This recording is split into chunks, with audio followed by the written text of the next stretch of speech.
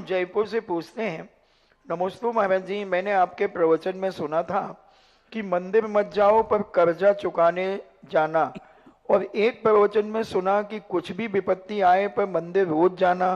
महाराज जी, इनका आश्रय आपका किस प्रकार से है?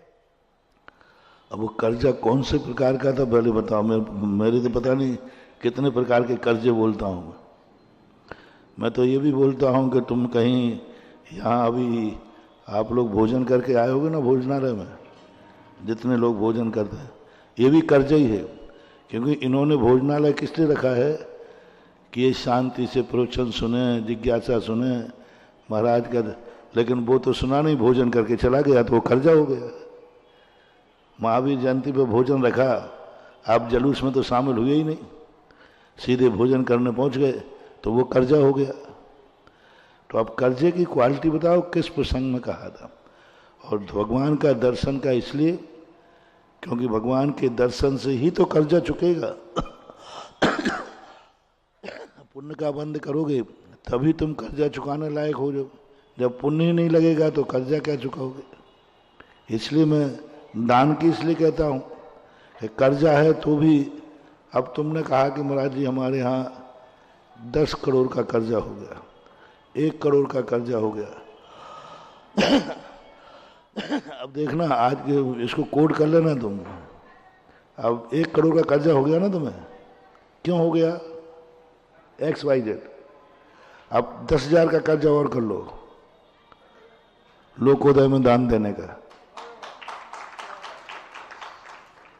अब तुम कहोगे महाराज जी आप, मैं कह रहा हूं कि मेरी कोई भाषा समझते ही नहीं। आज सवेरे जो हमने समझाई ना लोगों को, कुछ समझ में आई कि महाराज जी कैसे 5,000 की मूर्ति 5 लाख कह रहे हैं, 11 लाख उसके पीछे। अब मैं कह रहा हूं आज 1 करोड़ का कर्जा है तो अब 10,000 का और करो। क्योंकि वो 10,000 जो है, जैसे किसान है ना, तो कर्ज में भी बीज उठाता है, कर्ज में उसकी हिम्मत नहीं है। अब पहले का कर्जा नहीं चुका, फिर भी इस साल बोने के लिए वो क्या कर्ज में बीज उठाता है। अब वो कर्ज में जो बीज उठाया उसी बीज से ही तो पुराना कर्जा चुकेगा। अब 1 करोड़ का कर्जा है तुम्हारे पास, क्योंकि तुम्हारे पास पुण्य था नहीं, तुमने कभी दान दिए नहीं। अब उस कर्जा चुकाने के लिए पुण्य चाहिए है, तो 10,000 का दान देकर बीज वो, जब वो फसल पचेगी तब वो 1 करोड़ का कर्जा चुकेगा। अब तुम कह दो महाराज जी आप तो उनको मरे को और मारो, क्योंकि कर्जा कैसे चुकाओगे? पुण्य कहां से आएगा ये बताओ।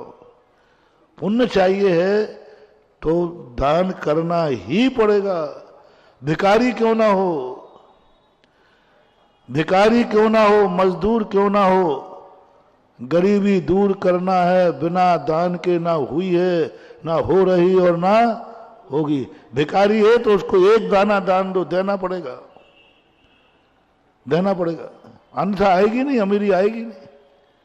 तुम कितने कर्ज में डूब जाओ, खेत जब ही फसल देगा जब तुम उसमें बीज बोओगे। इसलिए ये मत समझो महाराज हम गरीब हैं, गरीबों को क्या कहां और दो, और गरीब करो, और गरीब बनो, बहना पड़ेगा, नहीं तो अमीर नहीं बन पाओगे। कोई दूसरा रास्ता था नहीं, है नहीं, होगा नहीं। कानन जैन टोंडला से पूछते हैं,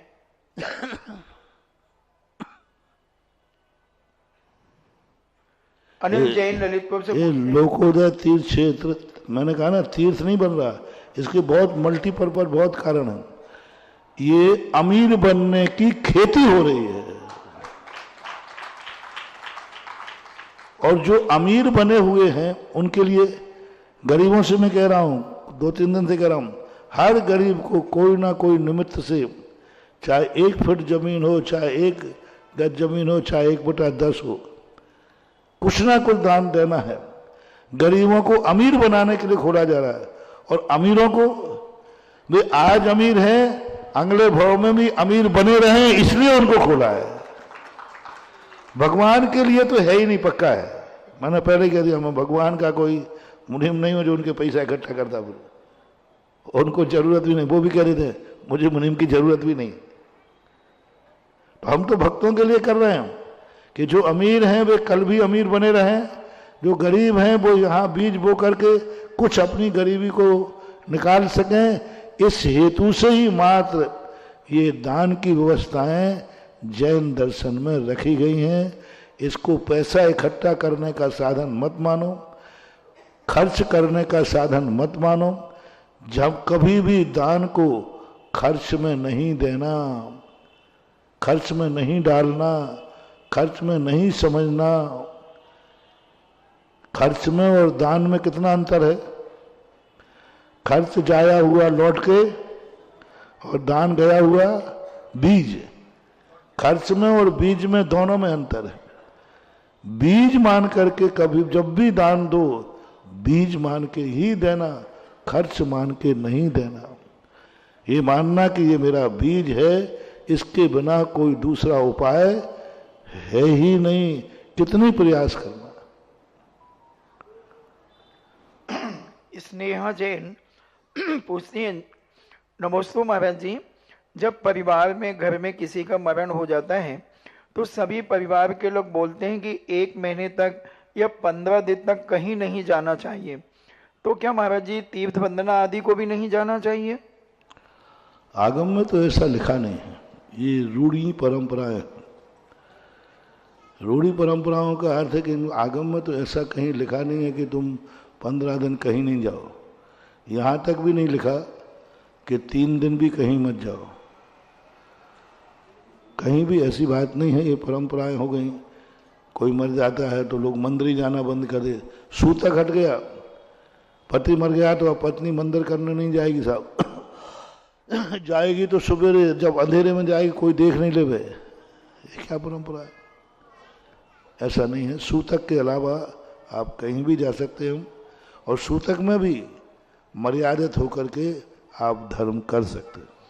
शांति स्वरूप पाटनी सूरत से पूछते हैं, नमस्ते गुरुदेव, क्या कोई श्रावक